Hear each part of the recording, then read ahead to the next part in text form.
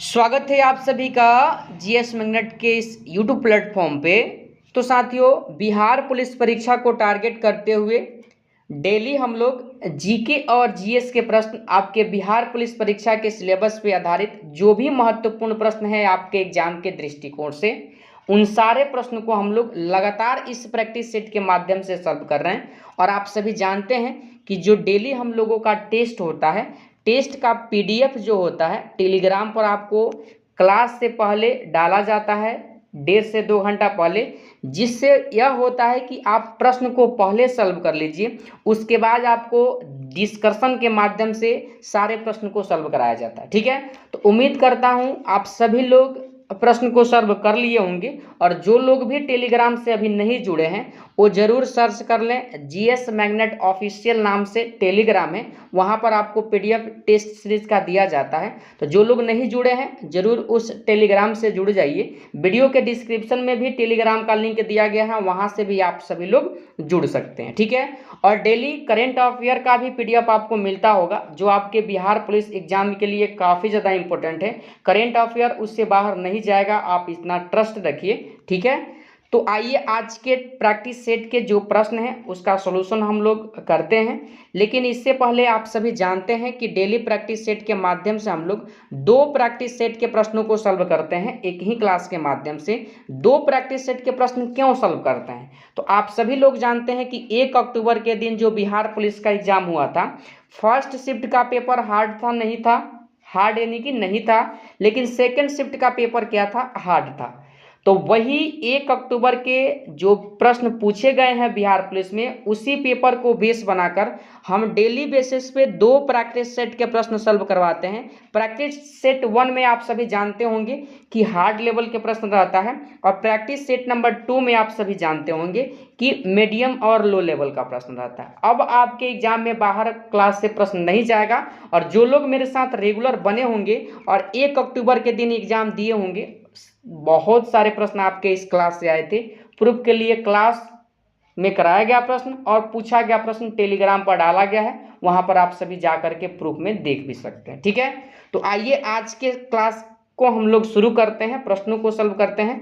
प्रश्न शुरू करने से पहले, सॉल्व करने से पहले, अगर आप इस चैनल पर नए हैं तो चैनल को सब्सक्राइब करके बगल वाले घंटी को जरूर दबा दीजिए, ताकि कोई भी वीडियो बिहार पुलिस से संबंधित इस चैनल पर लाया जाए तो वीडियो का नोटिफिकेशन यूट्यूब के माध्यम से आपके फ़ोन पे प्राप्त हो और आप आसानी से उस वीडियो को देख सकें। ठीक है, देखिए पहला प्रश्न आपके सामने है, सिंधु घाटी की सभ्यता से प्रश्न है।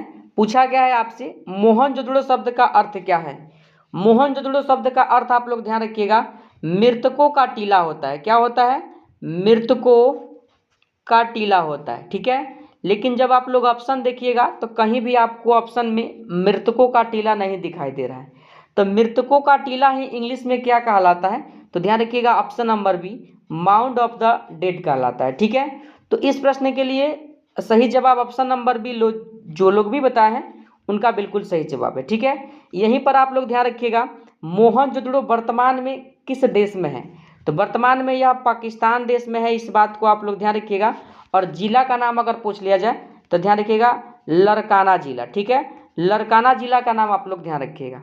और यहीं पर ध्यान रखिएगा मोहनजोदड़ो किस नदी के तट पर है, तो ध्यान रखिएगा सिंधु नदी। ठीक है, और इसकी खुदाई किसके द्वारा कराई गई, तो ध्यान रखिएगा 1922 ईस्वी में राखल दास बनर्जी, राखल दास बनर्जी, और इनके साथ एक और व्यक्ति थे जिनका नाम क्या था, एम.के.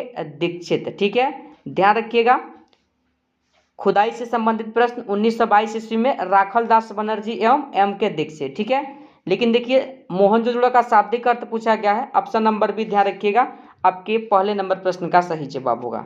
देखिए अगला प्रश्न आपका 2 नंबर है, सिंधु घाटी सभ्यता के बारे में इनमें से कौन सा कथन सत्य है। देखिए सही कथन आपसे पूछा गया है, ऑप्शन नंबर ए वाले कथन को अगर आप लोग पढ़िएगा तो इसमें दिया गया है, सिंधु यानी कि सिंधु घाटी के लोग कपास का उत्पादन करने वाले पहले थे। सही कथन दिया गया है, इस बात को आप लोग ध्यान रखिएगा। देखिए अगला प्रश्न है आपका 3 नंबर, चीनी यात्रियों ने सर्वप्रथम भारत की यात्रा क्यों की।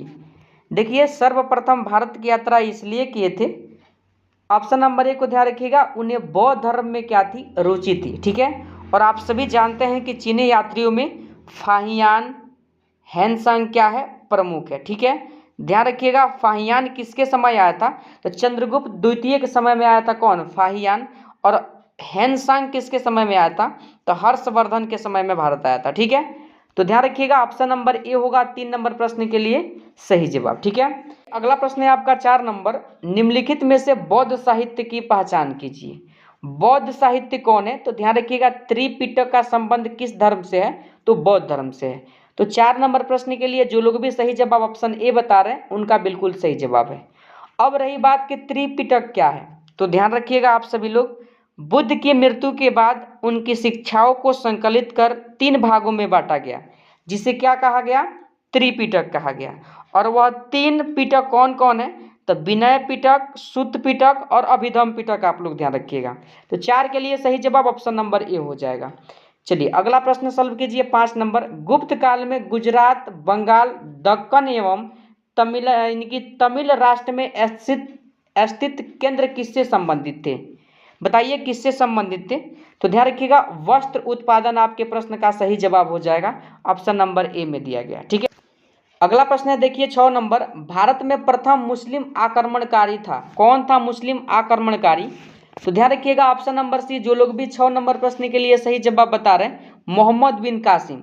कब किया था भारत पर आक्रमण, तो 712, आप लोग ध्यान रखिएगा। ठीक है, तो मोहम्मद बिन कासिम 6 नंबर प्रश्न के लिए सही जवाब होगा, इस बात को आप लोग ध्यान रखिएगा।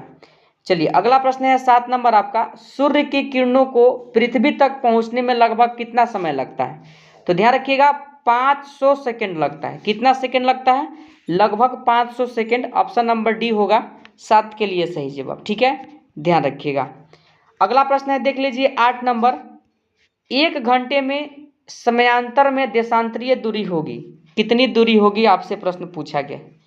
तो ध्यान रखिएगा आप सभी लोग, 1 घंटा, 1 घंटा बराबर कितना, यानी तो ध्यान रखिएगा, यानी कि 1 घंटा बराबर, ठीक है, 15 डिग्री, कितना डिग्री, 1 घंटा बराबर 15 डिग्री, ऑप्शन नंबर ए हो जाएगा 8 के लिए सही जवाब। जब आपसे मिनट में पूछा जाए तो ध्यान रखिएगा, यानी कि 1 घंटा में कितना होता है, 60 मिनट होता है, यहाँ पर 15 डिग्री। ठीक है, जब मिनट में निकालिएगा तो 1 डिग्री बराबर कितना मिनट हो जाएगा, तो 4 मिनट हो जाएगा। ठीक है, मिनट में हो जाएगा 4 मिनट बराबर 1 डिग्री, और ध्यान रखिएगा घंटा में पूछा जाए तो 1 घंटा में 15 डिग्री। ठीक है, तो ऑप्शन नंबर क्या हो जाएगा, यानी कि ए को आप लोग ध्यान रखिएगा।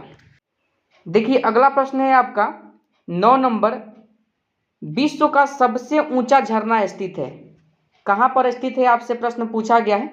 तो ध्यान रखिएगा विश्व का सबसे ऊंचा झरना क्या है, तो एंजिल्स है, क्या है, एंजिल्स का नाम आप लोग ध्यान रखिएगा। ठीक है, जो कहाँ पर पड़ता है, तो ऑप्शन नंबर सी आप लोग ध्यान रखिएगा, वेनेजुएला में पड़ता है। और वेनेजुएला किस महादेश में है, तो दक्षिण अमेरिका महादेश, आप लोग ध्यान रखिएगा। ठीक है, और यहीं पर ध्यान रखिएगा इस एंजिल्स झरना की ऊंचाई अगर आपसे पूछ लिया जाए तो ध्यान रखिएगा आप सभी लोग, यानी कि 979 मीटर, 979 मीटर है, इस बात को आप लोग ध्यान रखिए। चलिए अगला प्रश्न है आपका 10 नंबर, देख लीजिए, निम्नलिखित में से कौन सा दुनिया में सबसे ज्यादा ऊंचाई वाला झरना है, दुनिया में सबसे ज्यादा ऊंचाई वाला झरना अभी बताए हुए हैं, ऑप्शन नंबर डी को ध्यान रखिएगा, एंजिल। ठीक है, एंजिल आपके प्रश्न का सही जवाब हो जाएगा, इस बात को आप लोग ध्यान रखिएगा। ठीक, अगला प्रश्न है आपका 11 नंबर, भारत का कौन सा संघ राज्य क्षेत्र आकार में सबसे बड़ा है। देखिए आकार में पूछा गया है, जब आप ऑप्शन के अकॉर्डिंग जाइएगा तो आपके प्रश्न का सही जवाब ऑप्शन बी आएगा, पांडुचेरी। ठीक है, लेकिन केंद्र शासित प्रदेश के क्षेत्रफल से संबंधित हमेशा आप सभी का डाउट रहता है कि किसका क्षेत्रफल कम है किसका ज़्यादा है, तो आज हम लोग उस डाउट को भी क्लियर कर लेते हैं। लीजिए यहाँ पर राजनीतिक एवं प्रशासनिक विभाजन। ठीक है, प्रशासनिक क्रियाकलाप के लिए देश को 28 राज्य और 8 केंद्र शासित प्रदेशों में बांटा गया है। नई दिल्ली भारत की राजधानी है, आप सभी जानते हैं। स्वतंत्रता प्राप्ति के पश्चात भारत में राज्यों का गठन मुख्यतः भाषा के आधार पर हुआ, यह भी आप लोग जानते हैं।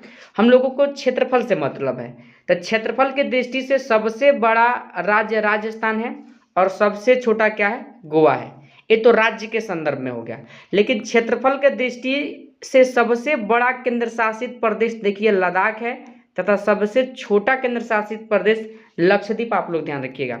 और देखिए इस बुक को हम कैसे पढ़ते हैं, तो आप लोग देख लीजिए, जितना भी इम्पोर्टेंट पॉइंट होता है उसको हम कलर करके पढ़ते हैं, चाहे वो मैप हो और चाहे वो कोई आपका सेंटेंस हो। ठीक है, तो देखिए इस बुक को हम हर एक तरह के कलर करके पढ़े हुए हैं। ठीक है, और यहाँ पर देख लीजिए आप लोग, यानी कि राज्य और उससे संबंधित क्षेत्रफल दिया गया है। और यहाँ पर देख लीजिए नीचे जब आइएगा तो यहाँ पर देखिए केंद्र शासित प्रदेश, राजधानी, जिलों की संख्या और कुल क्षेत्रफल वर्ग किलोमीटर में दिया गया है।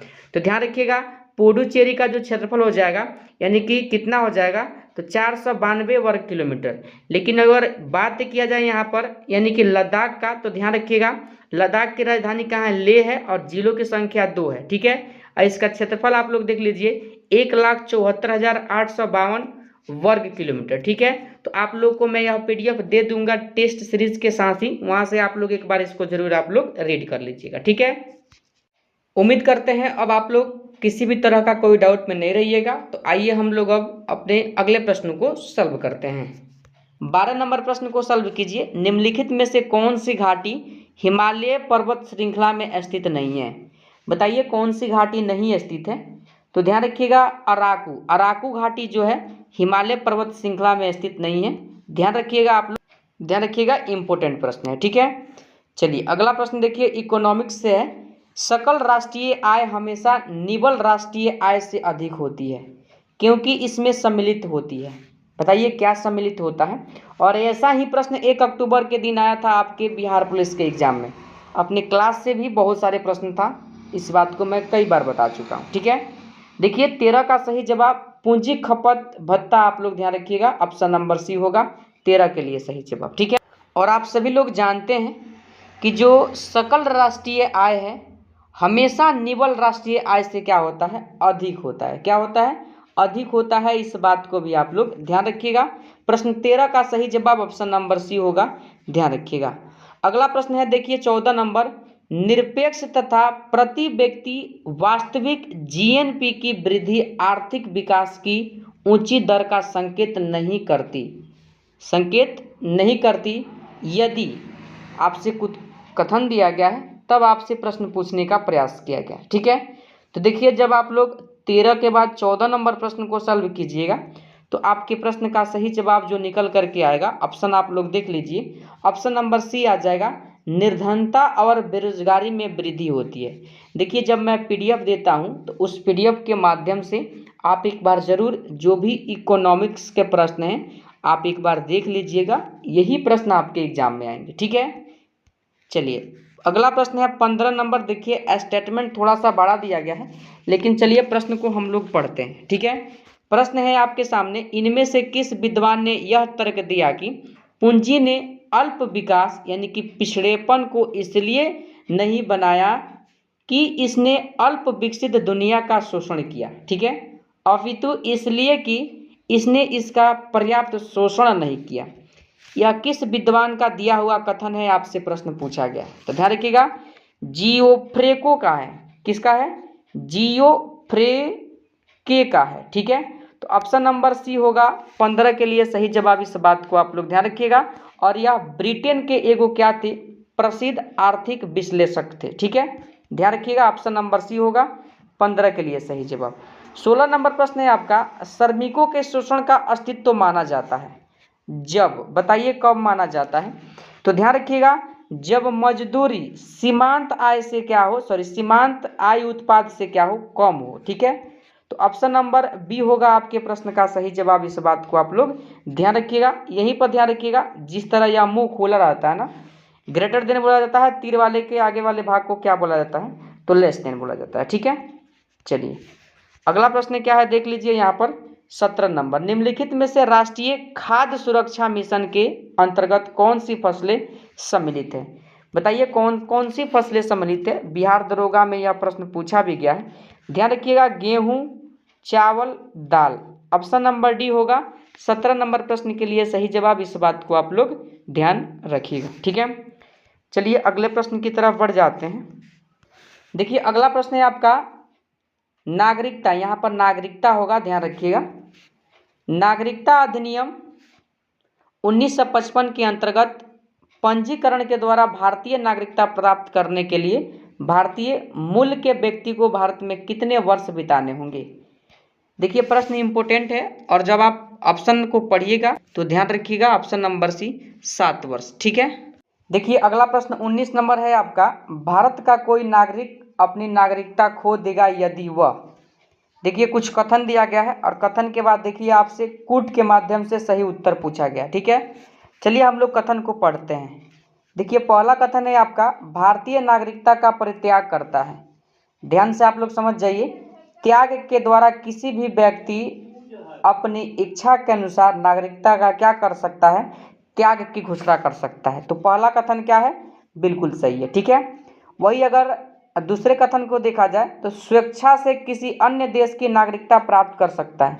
स्वेच्छा से किसी अन्य देश की नागरिकता प्राप्त कर सकता है, बताइए यह कथन सही है या गलत है।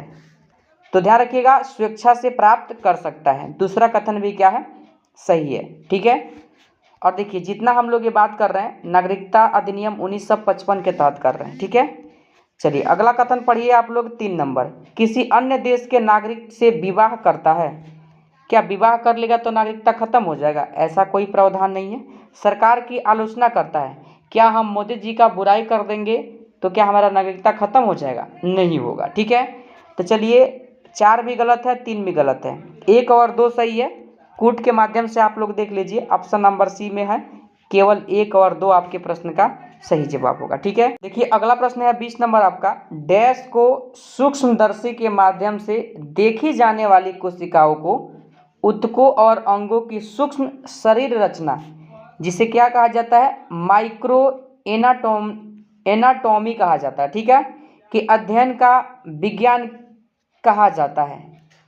देखिए जब आप प्रश्न को पढ़िएगा तो इस प्रश्न का सही जवाब ऊतक विज्ञान हो जाएगा। क्या हो जाएगा, ऊतक विज्ञान, ऑप्शन नंबर बी आपके प्रश्न का सही जवाब होगा। ठीक है, 21 नंबर प्रश्न आपके सामने है, देख लीजिए कि गाजर का नारंगी रंग निम्नलिखित में से किसकी एक की वजह से होता है। बताइए गाजर का नारंगी रंग किसके कारण होता है।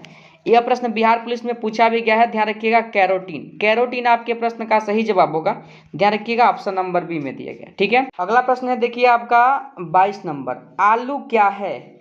आप सभी जानते हैं आलू क्या है, तो डंठल है। डंठल को ही क्या कहा जाता है, तो ताना कहा जाता है। ठीक है, तना कहीं भी ऑप्शन में नहीं दिया गया है, ऑप्शन नंबर बी होगा आपके 22 नंबर प्रश्न का सही जवाब। इस बात को आप लोग ध्यान रखिएगा और यहीं पर ध्यान रखिएगा, आलू का अगर वनस्पतिक नाम आपसे पूछ ले तो सुलेनम ट्यूबरोसन आप लोग ध्यान रखिएगा। ठीक है, और इसका उद्गम स्थल अगर आपसे पूछा जाए तो ध्यान रखिएगा दक्षिण अमेरिका के पेरू राज्य। ठीक है, पेरू राज्य का नाम आप लोग ध्यान रखिएगा। तो ऑप्शन नंबर बी होगा 22 नंबर प्रश्न के लिए सही जवाब, ध्यान रखिएगा। अगला प्रश्न क्या है 23 नंबर आपका, केले की झाई पौधे को एक बीमारी है, यह एक डैश के कारण होती है। वायरस के कारण होता है, कवक, कीट या बैक्टीरिया के कारण। तो ध्यान रखिएगा यह जो बीमारी होता है ऑप्शन नंबर बी कवक के कारण होता है। ठीक है, ध्यान रखिएगा। अगला प्रश्न है 24 नंबर, फर्न, फर्न होगा यहाँ पर, फर्न पौधे के किस भाग में आते हैं।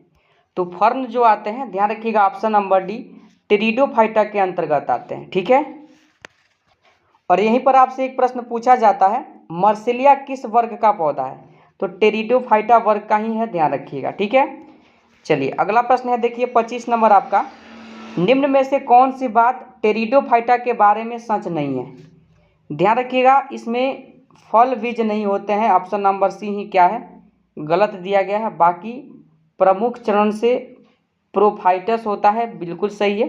पौधे का मुख्य शरीर द्विगुणित होता है, यह भी सही है। फूल अनुपस्थित होता है, यह भी सही है। ठीक है, लेकिन बीज इसमें दिया है कि मौजूद होते हैं, बीज भी मौजूद नहीं होता है, गलत ऑप्शन क्या है, सी है, इस बात को ध्यान रखिएगा। अगला प्रश्न है 26 नंबर, माइक्रोसॉफ्ट वर्ड में कैरेक्टर फॉर्मेटिंग के अंतर्गत डैश के द्वारा हम संप्रतीकों को वर्ल्ड, टेलिक या दोनों करके उन्हें विशिष्ट बना दे सकते हैं। एक बार पढ़िए इस प्रश्न को, थोड़ा सा लेंथी दिया गया। ठीक है, लैंग्वेज थोड़ा सा आपको टफ लगेगा, लेकिन जब आप लोग प्रश्न को पढ़िएगा तो प्रश्न पढ़ करके समझ के इजी बना दीजिएगा आप सभी लोग। ठीक है, तो आइए हम लोग ऑप्शन देख लेते हैं। प्रश्न 26 का ऑप्शन आपके सामने है, ए में आकार, ठीक है, बी में फॉन्ट का रंग दिया गया है, फॉन्ट का शैली और सी में प्रभाव दिया गया। ठीक है, तो देखिए 26 के लिए सही जवाब जो हो जाएगा आपका ऑप्शन नंबर डी होगा, फॉन्ट शैली आप लोग ध्यान रखिएगा। ठीक है, अगला प्रश्न है आपका देखिए 28 नंबर, डैश धुएं और कोहरे से बनता है। धुआं और कोहरा से क्या बनता है? तो ध्यान रखिएगा, धुआं और कोहरे से धूम कोहरा बनता है। ऑप्शन नंबर बी होगा 28 के लिए सही जवाब, इस बात को आप लोग ध्यान रखिएगा। ठीक है, चलिए अगले प्रश्न को सॉल्व कीजिए। 29 नंबर, किसी वस्तु का अपेक्षिक घनत्व डैश है। क्या कहलाता है अपेक्षिक घनत्व, आपसे पूछा गया है। ध्यान रखिएगा, वस्तु के पदार्थ का घनत्व तथा पानी के घनत्व का अनुपात अपेक्षिक घनत्व कहलाता है। ऑप्शन नंबर ए को आप लोग ध्यान रखिएगा, 29 का सही जवाब होगा। ठीक है, चलिए न्यूमेरिकल प्रश्न आ गया, सॉल्व कीजिए इसको। 50 किलोग्राम द्रव्यमान वाली किसी वस्तु को 10 मीटर तक उठाया जाता है, इसकी स्थितिज ऊर्जा कितनी होगी जब जी का मान कितना हो? तो 10 मीटर प्रति सेकंड स्क्वायर हो। ठीक है, बताइए इस प्रश्न के लिए सही जवाब क्या होगा? तो ध्यान रखिएगा, स्थितिज ऊर्जा कैसे निकालिएगा? तो 50 गुणे कितना, 10 गुणे कितना, 10 हो जाएगा। ठीक है, यानी कि द्रव्यमान गुणे कितना उठाया जा रहा है दूरी 10 मीटर, और जी का मान कितना लेना है 10 मीटर, गुणा कीजिएगा 5000 जूल आ जाएगा। ठीक है, तो ऑप्शन नंबर बी हो जाएगा 30 के लिए सही जवाब, इस बात को आप लोग ध्यान रखिएगा। ठीक है, चलिए अगला प्रश्न है आपका देखिए 31 number, PETA scale super computer परम गंगा कहाँ स्थापित किया गया? बताइए परम गंगा कहाँ स्थापित किया गया? ध्यान रखिएगा, इंपॉर्टेंट प्रश्न है, भारतीय प्रौद्योगिकी संस्थान रुड़की में किया गया। ठीक है, ऑप्शन नंबर बी हो जाएगा 31 नंबर प्रश्न के लिए सही जवाब। 32 नंबर प्रश्न है, किडनी स्टोन यानी कि गुर्दा की पथरी मुख्य रूप से निम्नलिखित में से किसका बना होता है?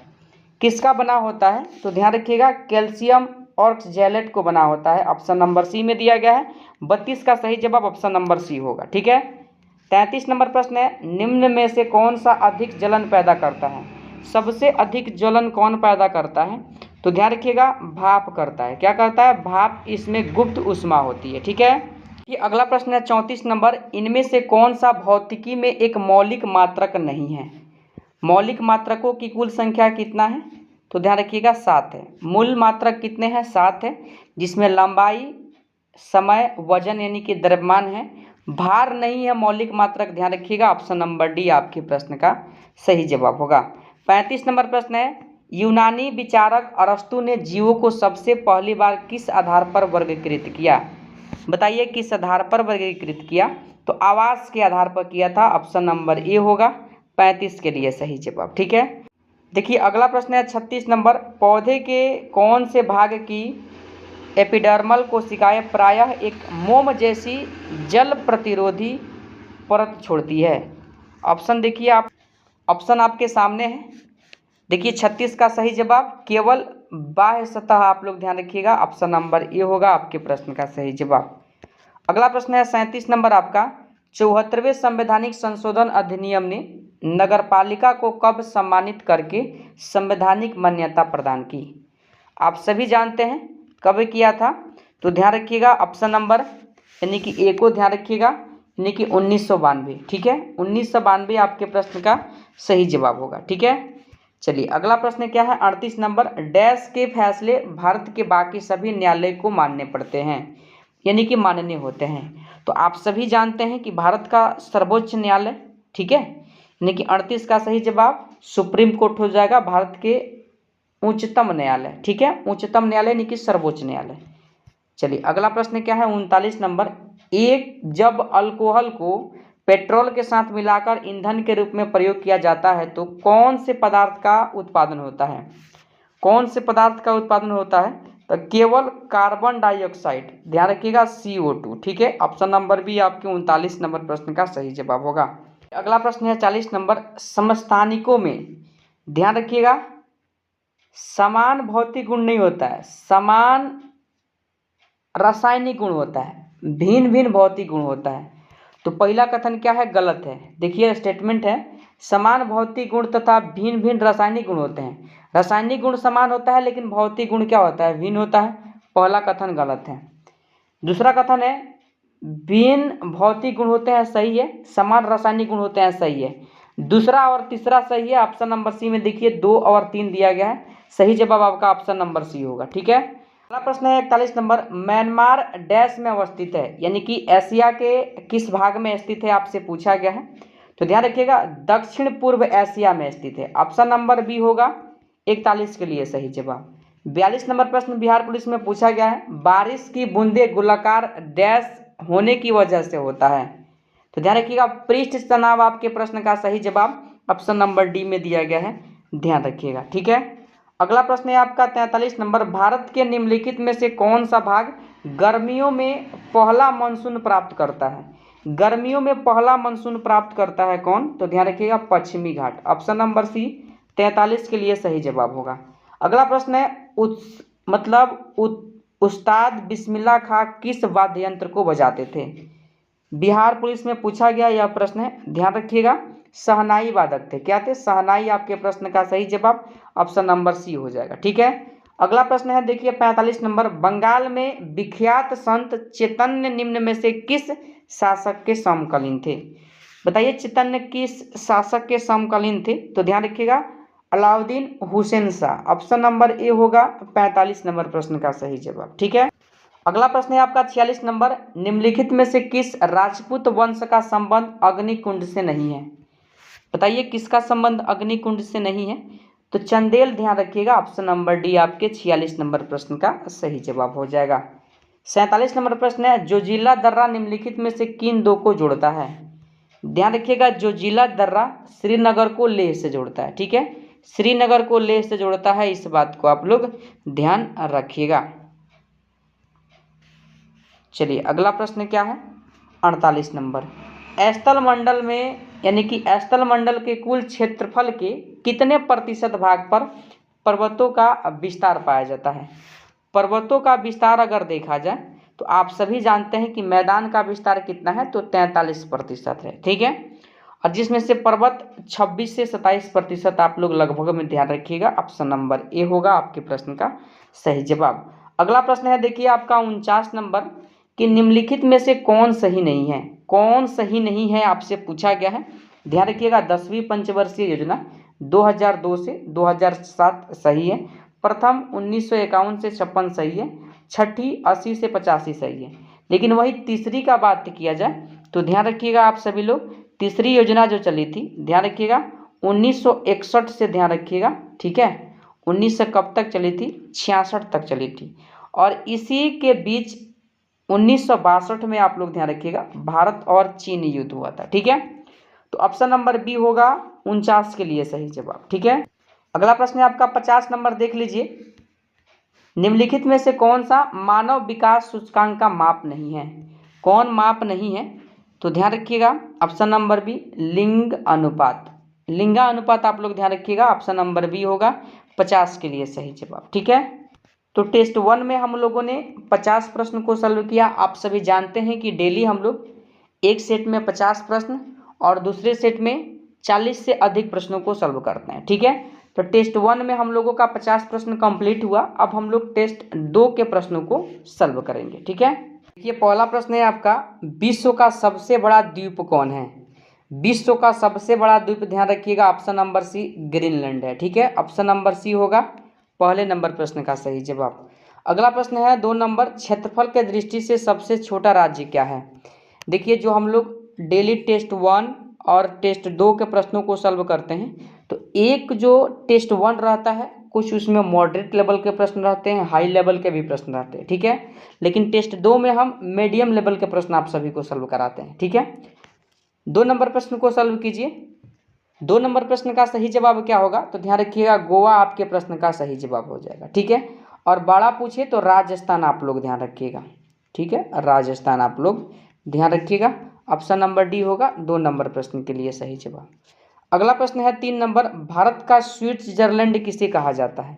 भारत का स्विट्जरलैंड का अगर बात किया जाए तो ध्यान रखिएगा कश्मीर को कहा जाता है। ऑप्शन नंबर यानी कि डी हो जाएगा 3 नंबर प्रश्न के लिए सही जवाब। ठीक है, अगला प्रश्न है 4 नंबर। प्रायद्वीपीय भारत की सबसे लंबी नदी कौन है?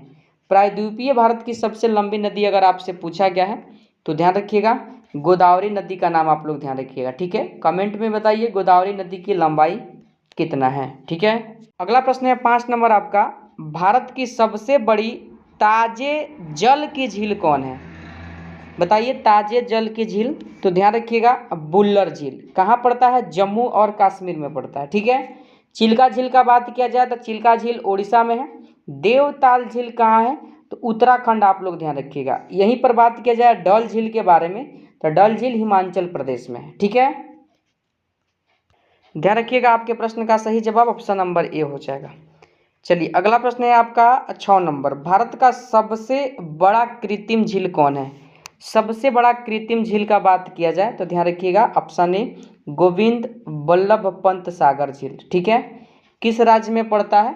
तो ध्यान रखिएगा आप सभी लोग उत्तर प्रदेश, आप लोग ध्यान रखिएगा। ठीक है, चलिए अगला प्रश्न क्या है आपका 7 नंबर, विश्व की सबसे लंबी नदी कौन सी है? विश्व की सबसे लंबी नदी बताए हैं नील नदी है। ठीक है, काफ़ी बार इस प्रश्न को हम सॉल्व करा चुके हैं, ऑप्शन नंबर बी को आप लोग ध्यान रखिएगा। अगला प्रश्न है देखिए 8 नंबर, विश्व का सबसे बड़ा महासागर कौन है? विश्व का सबसे बड़ा महासागर आपसे पूछा गया है, प्रशांत महासागर का नाम आप लोग ध्यान रखिएगा, ऑप्शन नंबर ए में दिया गया। ठीक है, अगला प्रश्न है देखिए 9 नंबर, हजार हाथियों की भूमि किसे कहा जाता है? हजार हाथियों की भूमि से प्रश्न पूछा गया है, लाओस को कहा जाता है, ऑप्शन नंबर सी आपके 9 नंबर प्रश्न का सही जवाब होगा। ठीक है, अगला प्रश्न है 10 नंबर देखिए, विश्व का सबसे बड़ा नदी द्वीप कौन है? तो ध्यान रखिएगा माजुली है, असम में पड़ता है और ब्रह्मपुत्र नदी पर है। ठीक है, ऑप्शन नंबर ए को ध्यान रखिएगा, 10 नंबर प्रश्न का सही जवाब हो जाएगा। अगला प्रश्न है देख लीजिए यहाँ पर, पिरामिड का देश किसे कहा जाता है? पिरामिड का देश किसे कहा जाता है? तो ध्यान रखिएगा मिस्र को कहा जाता है। ठीक है ना, चलिए अगले प्रश्न को सॉल्व कीजिए 12 नंबर, सोया प्रदेश के नाम से किसे जाना जाता है? सोया हुआ प्रदेश आप लोग ध्यान रखिएगा मध्य प्रदेश को कहा जाता है। किसे कहा जाता है? Madhya Pradesh, option number D आपके प्रश्न का सही जवाब होगा। अगला प्रश्न है 13 नंबर, विश्व का सबसे बड़ा रेगिस्तान कौन है? विश्व का सबसे बड़ा रेगिस्तान, ध्यान रखिएगा सहारा रेगिस्तान। परसों के ही टेस्ट में हम इस प्रश्न को सॉल्व कराए हुए हैं डिटेल में, ध्यान रखिएगा। ठीक है, अगला प्रश्न है देखिए 14 नंबर, विश्व का सबसे छोटा महासागर, सबसे छोटा पूछा गया है आर्कटिक महासागर, ऑप्शन नंबर बी आपके 14 के लिए सही जवाब होगा। अगला प्रश्न है 15 नंबर आपका देख लीजिए, क्षेत्रफल में सबसे बड़ा केंद्र शासित राज्य, क्षेत्रफल में सबसे बड़ा केंद्र शासित राज्य कौन सा है? तो ध्यान रखिएगा लद्दाख आपके प्रश्न का सही जवाब होगा। ऊपर प्रश्न में आकार पूछा गया था तो पुडुचेरी। ठीक है, लेकिन क्षेत्रफल में लद्दाख का नाम आप लोग ध्यान रखिएगा। अगला प्रश्न है 16 नंबर, बुलंद दरवाजा कहाँ पर स्थित है? बुलंद दरवाजा कहाँ पर स्थित है? ऑप्शन आप लोग ध्यान रखिएगा, बुलंद दरवाजा जो हो जाएगा यानी कि फतेहपुर सीकरी में स्थित है। ठीक है, अगला प्रश्न है 17 नंबर, जनसंख्या के दृष्टि से भारत का छोटा राज्य, छोटा राज्य कौन सा हो जाएगा? सिक्किम। बड़ा राज्य यूपी यानी कि उत्तर प्रदेश को आप लोग ध्यान रखिएगा। ठीक है, चलिए अगला प्रश्न है आपका देखिए यहाँ पर 18 नंबर क्या है, भारत की सबसे ऊंची चोटी कौन है? सबसे ऊंची चोटी कौन है? देखिए ऊंची चोटी का अगर बात किया जाए तो गॉडविन ऑस्टिन का नाम ध्यान रखिएगा, काफ़ी इजी प्रश्न है, बच्चा बच्चा इस प्रश्न को जानता होगा। ठीक है, चलिए अगला प्रश्न है 19 नंबर देख लीजिए, भारत का सबसे लंबा बांध कौन है? भारत का सबसे लंबा बांध आपसे पूछा गया है, ध्यान रखिएगा हीराकुंड बांध उड़ीसा में स्थित है और महानदी पर बनाया गया। ठीक है, ऑप्शन नंबर बी आपके प्रश्न का सही जवाब होगा। आप सभी से मैं एक प्रश्न पूछना चाहता हूं कि भाखड़ा नागल बांध का पहचान किसके क्षेत्र में है? कमेंट में बताइए, इंपॉर्टेंट प्रश्न है। चलिए अगला प्रश्न है देखिए 20 नंबर आपका, चीन का शोक किस नदी को कहा जाता है? चीन का शोक आप लोग ध्यान रखिएगा यानी कि ऑप्शन सी हांगहो नदी को कहा जाता है। ठीक है, चलिए अगला प्रश्न है देखिए 21 नंबर, भारत का मैनचेस्टर किसे कहा जाता है? भारत का मैनचेस्टर ध्यान रखिएगा अहमदाबाद को कहा जाता है। ठीक है, चलिए अगला प्रश्न है 22 नंबर आपका, सबसे बड़ा प्रायद्वीप कौन है? सबसे बड़ा प्रायद्वीप कौन है? तो देखिए प्रायद्वीप का अगर बात किया जाए तो ध्यान रखिएगा अरब प्रायद्वीप। ठीक है, ऑप्शन नंबर डी आपके 22 नंबर प्रश्न के लिए सही जवाब होगा, ध्यान रखिएगा। चलिए अगला प्रश्न क्या है देखिए 23 नंबर आपका, एशिया का सबसे बड़ा रेगिस्तान कौन है? एशिया का पूछा गया है। देखिए जब एशिया का पूछा गया है तो ध्यान रखिएगा आप सभी लोग 23 के लिए जो आपका सही जवाब होगा ऑप्शन नंबर ए को ध्यान रखिएगा गोबी। गोबी मरुस्थल आप लोग ध्यान रखिएगा, ऑप्शन नंबर ए हो जाएगा आपके प्रश्न का सही जवाब। ठीक है, चलिए अगला प्रश्न है 24 नंबर आपका, भारत का सबसे बड़ा डेल्टा कौन है? भारत का सबसे बड़ा डेल्टा कौन है? तो ध्यान रखिएगा, सुंदरबन डेल्टा किस राज्य में है? पश्चिम बंगाल में। ठीक है, अगला प्रश्न है 25 नंबर, विश्व की सबसे बड़ी झील कौन सी है? विश्व की सबसे बड़ी झील आपसे पूछा गया है, ध्यान रखिएगा, विश्व की सबसे बड़ी झील आपके प्रश्न का सही जवाब हो जाएगा option A Caspian Sagar. Caspian Sagar option number A में दिया गया है, ध्यान रखिएगा।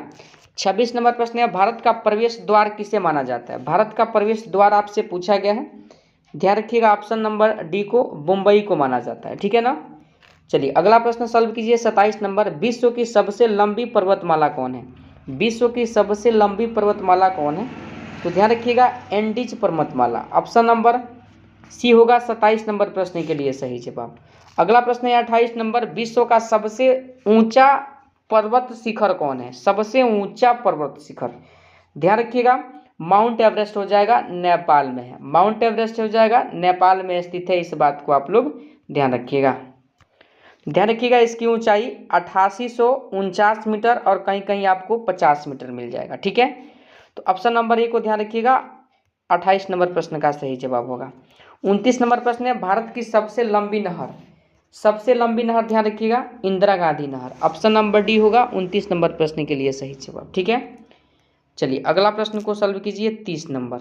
30 नंबर प्रश्न है, भारत का सबसे छोटा नदी द्वीप उमानंद किस नदी पर स्थित है? बताइए किस नदी पर है? तो ध्यान रखिएगा ब्रह्मपुत्र नदी पर है। ब्रह्मपुत्र नदी आपके प्रश्न का सही जवाब होगा, ध्यान रखिएगा। अगर आप सभी से राज्य पूछिए तो असम आप लोग ध्यान रखिएगा। ठीक है, असम आप लोग ध्यान रखिएगा।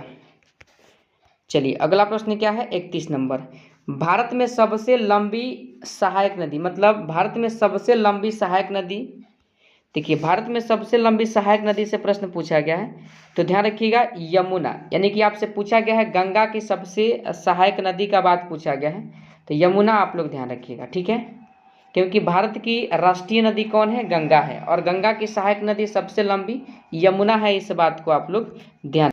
अगला प्रश्न है 32 नंबर, भारत का पेरिस किस शहर को कहा जाता है? भारत का पेरिस आप लोग ध्यान रखिएगा ऑप्शन नंबर डी को जयपुर को कहा जाता है। ठीक है ना, चलिए अगला प्रश्न है देखिए 33 नंबर, आंसुओं का प्रवेश द्वार किसे कहा जाता है? बताइए किसे कहा जाता है? तो ध्यान रखिएगा बाब अल मंडब। ठीक है, ऑप्शन नंबर ए होगा 33 नंबर प्रश्न के लिए सही जवाब। 34 नंबर प्रश्न को सॉल्व कीजिए, भारत का सबसे बड़ा मस्जिद जामा मस्जिद है, कहाँ पर स्थित है? ध्यान रखिएगा आप सभी लोग, यानी कि दिल्ली में स्थित है। कहाँ है? दिल्ली आपके प्रश्न का सही जवाब होगा, ध्यान रखिएगा। और आप सभी जानते हैं कि इस जामा मस्जिद का निर्माण किसने करवाया था? तो शाहजहां ने करवाया था। ठीक है, शाहजहां का नाम आप लोग ध्यान रखिएगा। 35 नंबर प्रश्न है, भारत का सबसे बड़ा रेगिस्तान, भारत का सबसे बड़ा तो थार मरुस्थल आप लोग ध्यान रखिएगा राजस्थान। ठीक है, 35 नंबर प्रश्न के लिए सही जवाब ऑप्शन नंबर ए को ध्यान रखिएगा।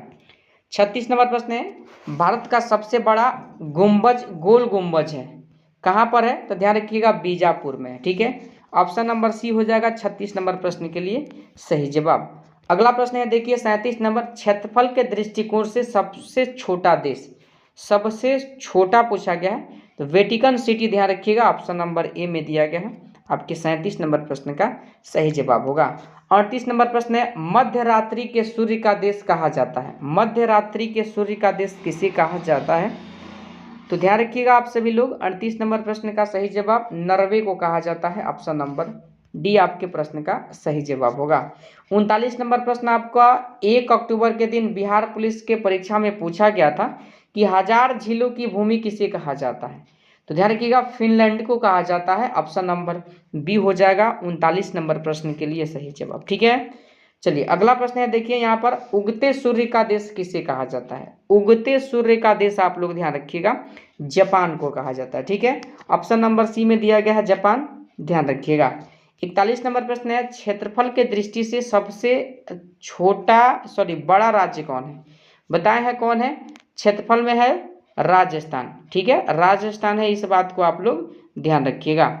चलिए अगला प्रश्न है आपका देखिए 42 नंबर, भारत का सबसे ऊंचा बांध, ऊंचा बांध क्या हो जाएगा? तो ध्यान रखिएगा यह प्रश्न काफ़ी इंपॉर्टेंट है और ऊंचा बांध का अगर बात किया जाए तो ध्यान रखिएगा टिहरी बांध हो जाएगा। टिहरी बांध आपके प्रश्न का सही जवाब होगा, ध्यान रखिए। और यह बांध उत्तराखंड में है, ध्यान रखिएगा। अगला प्रश्न है 43 नंबर, विश्व का सबसे बड़ा द्वीप समूह आपसे पूछ लिया गया है, तो ध्यान रखिएगा इंडोनेशिया आपके प्रश्न का सही जवाब ऑप्शन नंबर डी होगा, ठीक है। चलिए अगले प्रश्न को सॉल्व कीजिए। 44 नंबर, भारत में सर्वाधिक वर्षा किस स्थान पर होती है? बिहार पुलिस में यह भी प्रश्न पूछा गया है और देखिए इसी इजी सेट में 2 प्रश्न आपके बिहार पुलिस में पूछा गया है, ठीक है। ध्यान रखिएगा आप सभी के प्रश्न का सही जवाब मानसिन राम हो जाएगा, मेघालय में स्थित है, ठीक है ना। चलिए अगला प्रश्न है 45 नंबर, भारत में सबसे कम वर्षा किस स्थान पर होती है? तो सबसे कम वर्षा का बात किया जाए तो ध्यान रखिएगा लेह में होता है। ऑप्शन नंबर ए आपके 45 नंबर प्रश्न का सही जवाब होगा। अगला प्रश्न है 46 नंबर, जनसंख्या के दृष्टि से सबसे बड़ा राज्य, जनसंख्या के दृष्टि से पूछा गया है उत्तर प्रदेश, आप लोग ध्यान रखिएगा इजी प्रश्न है। सेशन का लास्ट प्रश्न है, इस बात को ध्यान रखिएगा, भारत की सबसे लंबी नदी कौन सी है? भारत की सबसे लंबी नदी आपसे पूछा गया है, ध्यान रखिएगा गंगा है। गंगा आपके प्रश्न का सही जवाब हो जाएगा, ध्यान रखिएगा। ध्यान रखिएगा इस गंगा नदी की लंबाई 2525 किलोमीटर, ठीक है। और 2008 में इसे भारत का राष्ट्रीय नदी घोषित किया गया था, ठीक है। तो चलिए तो आज के सेशन के माध्यम से हम लोगों ने टेस्ट नंबर 1 में 50 प्रश्नों को सॉल्व किया और टेस्ट नंबर 2 में हम लोगों ने यानी कि 47 प्रश्नों को सॉल्व किया। टोटल 97 प्रश्न आज के इस क्लास के माध्यम से हम लोगों ने सॉल्व किया है। और देखिए सारे प्रश्न आपके बिहार पुलिस परीक्षा के सिलेबस पे आधारित है, महत्वपूर्ण प्रश्न है। और जो 1 अक्टूबर को आपका एग्जाम हुआ था ना, और दोनों पाली का पेपर एनालिसिस करने के बाद जो लेवल था आपका 1 अक्टूबर के दिन, वही लेवल इस क्लास के माध्यम से हम प्रश्नों को सॉल्व करवा रहे हैं। आप सभी जानते हैं कि टेस्ट 1 में हम लोगों ने यानी कि थोड़ा सा हार्ड लेवल के प्रश्न सॉल्व करते हैं, और जो टेस्ट नंबर 2 है, टेस्ट नंबर 2 में हम मीडियम लेवल के प्रश्न लेकर के आते हैं, ठीक है, जिससे आपका एग्जाम में प्रश्न छूटेगा नहीं अगर आप रेगुलर हमसे जुड़े रहते हैं, ठीक है। इसलिए अगर आप चैनल पर नए हैं तो चैनल को जरूर सब्सक्राइब कर दीजिए, ठीक है। साथ ही साथ बगल वाले घंटी को दबा दीजिए ताकि कोई भी वीडियो बिहार पुलिस से संबंधित इस चैनल पर लाया जाए तो वीडियो का नोटिफिकेशन यूट्यूब के माध्यम से आपके फ़ोन पे प्राप्त हो जाए और आप आसानी से उस वीडियो को देख सके, ठीक है। तो चलिए सेशन को समाप्त करते हैं। सेशन समाप्त करने से पहले आप अपना स्कोर कमेंट में ज़रूर डालें, ठीक है, और सेशन को लाइक शेयर और सब्सक्राइब जरूर करें, ठीक है ना। तो चलिए हम लोग फिर मिलते हैं अगले सेशन के साथ, तब तक के लिए जय हिंद।